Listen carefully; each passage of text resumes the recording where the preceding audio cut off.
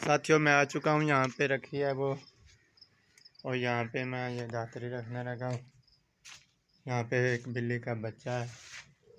ये दातरी तो यहाँ पे पड़ी है, ये नई दातरी है और ये दूसरी है।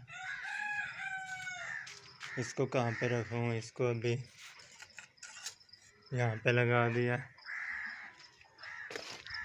चलते हैं, देखते हैं कौन सी लकड़ियाँ हैं। जो मैंने आपको कही थी लकड़ियाँ दिखाऊंगा,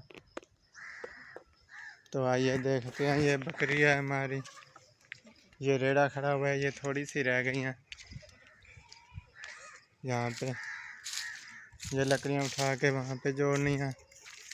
ये मुर्गियाँ खुली हुई हैं आपके सामने। ये हमारी टोटी है। टुकड़ी लकड़ियाँ कैसे जोड़ के रखनी है दिखा। ऐसे थबियाँ बनानी है, फिर वहाँ टाली के ऊपर रखनी है।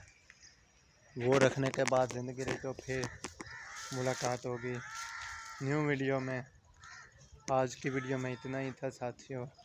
चंद दिन की ज़िंदगी है, 5 नमाज़ें पढ़ते रहें, कुरान की तिलावत करते रहें, सुबह शाम के ज़िक्र करते रहें, तो ज़िंदगी की सांसें जारी रही तो फिर मुलाकात होगी अगली वीडियो में। तब तक के लिए इजाज़त दें। अल्लाह हाफ़िज़।